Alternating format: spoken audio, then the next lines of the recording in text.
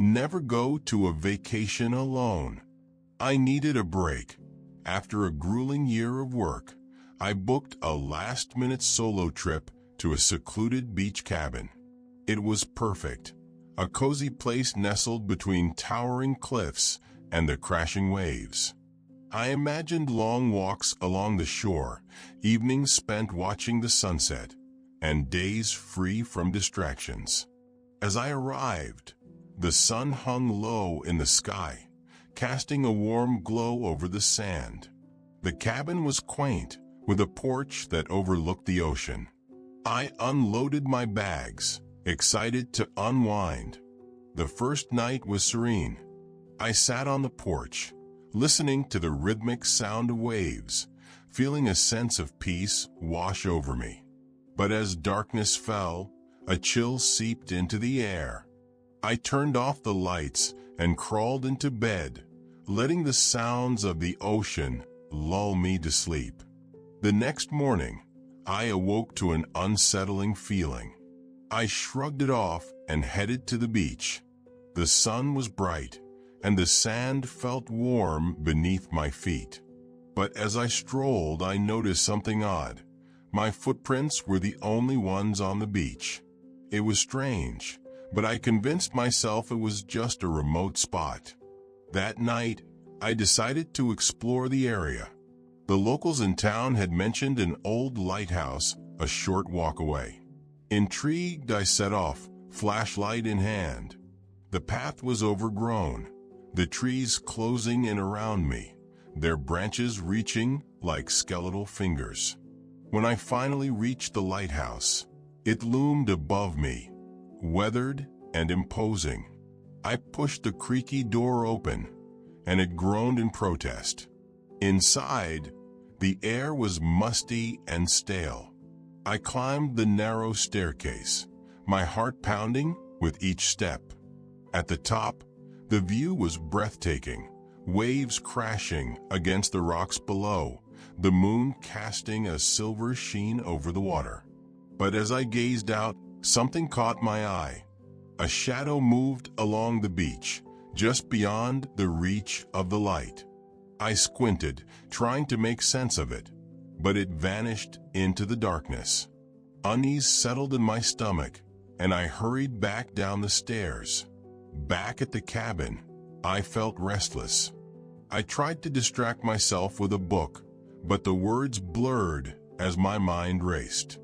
I couldn't shake the feeling that I wasn't alone. Outside, the wind howled, and the waves crashed louder, as if echoing my anxiety. That night, I tossed and turned, sleep eluding me. Then, I heard a soft knock at the door. My heart raced. Who could it be? I crept to the window, peering out into the darkness. Nothing.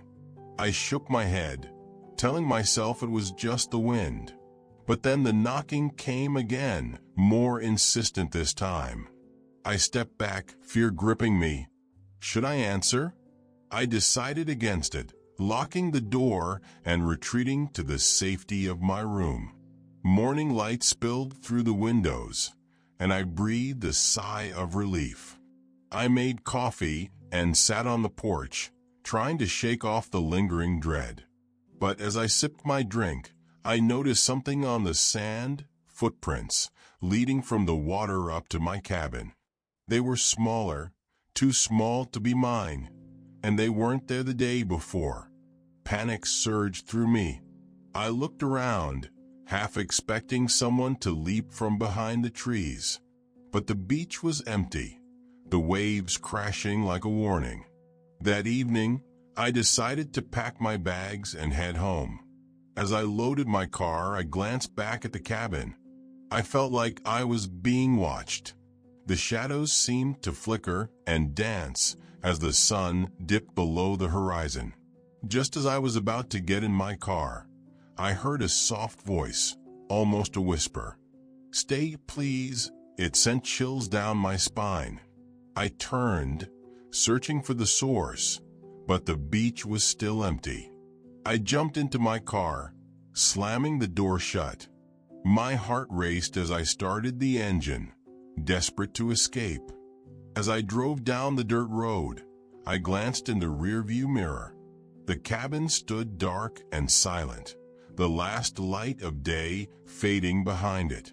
But just before I turned onto the main road, I caught a glimpse of something, a figure standing on the porch, silhouetted against the twilight.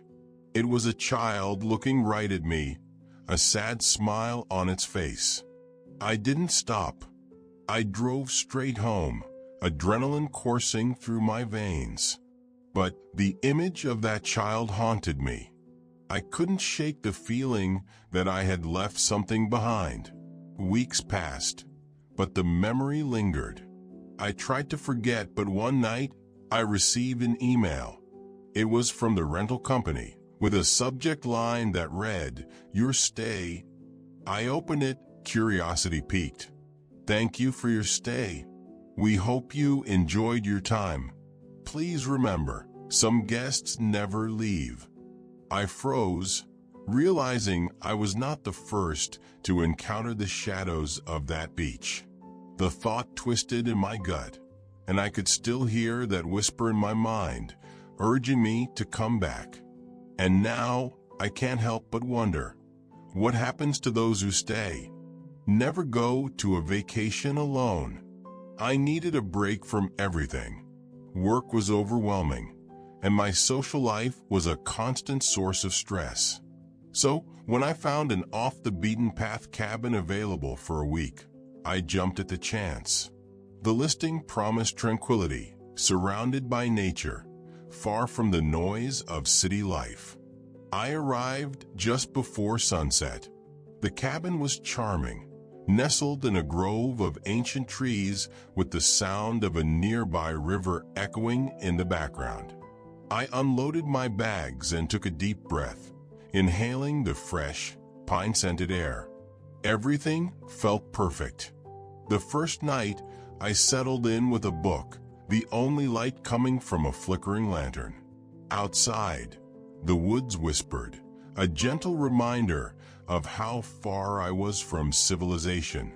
As I drifted off to sleep, I thought I heard laughter, but I brushed it off as my imagination. The next morning, I awoke to the sound of rustling outside. Curious, I peered through the window, but saw nothing. The woods were quiet, save for the occasional chirp of birds. I decided to explore, venturing down a narrow path that led to the river. The water sparkled under the sun, and I spent the day wandering, collecting smooth stones and enjoying the solitude. That night, I returned to the cabin feeling refreshed. I prepared dinner, but as the sun set, a strange unease crept over me. The laughter returned, softer this time, like whispers drifting on the wind.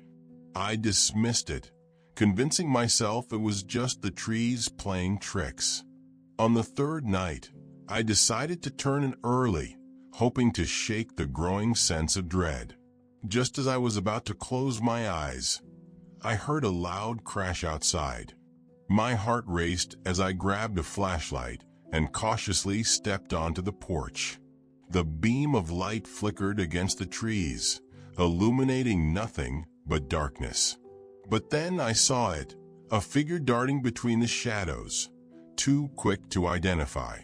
My instinct screamed at me to retreat, but curiosity got the better of me. I called out, my voice trembling, "Hello? Is someone there?" Silence answered, thick and suffocating.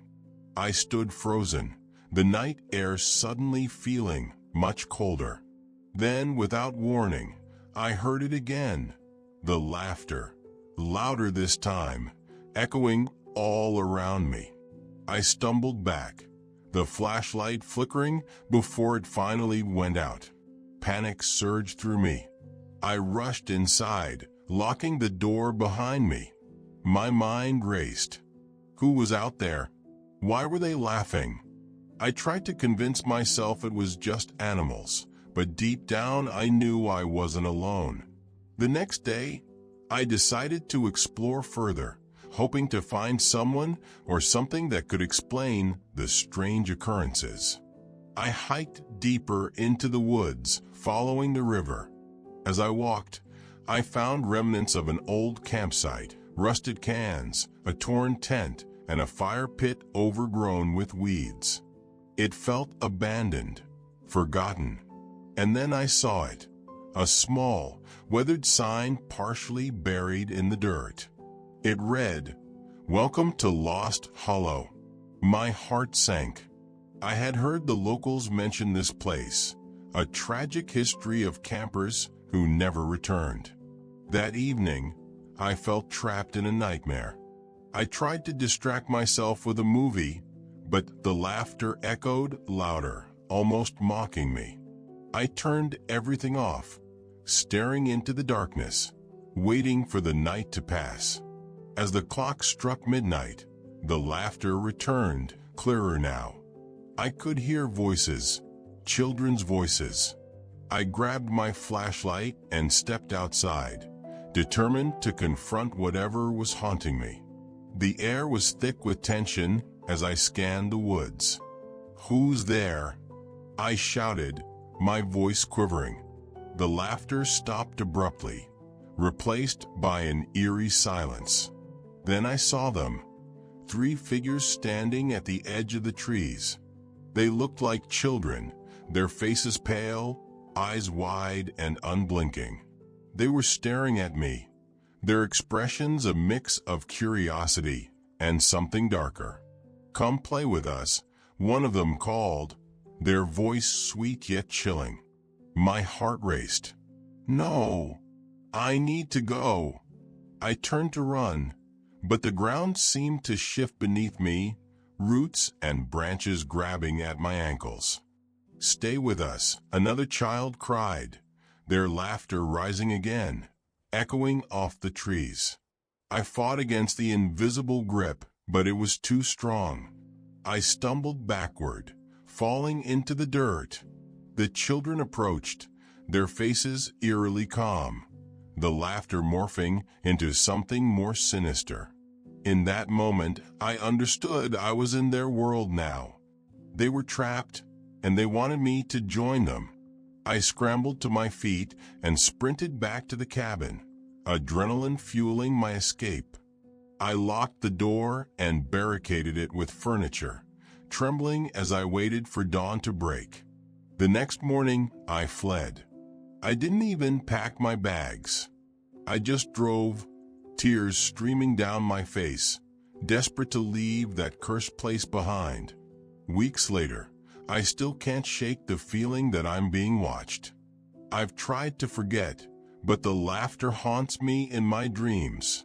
Sometimes, I catch glimpses of pale faces in the corner of my vision, whispers in the wind that call me back to Lost Hollow. And deep down I fear they'll find a way to bring me back to play.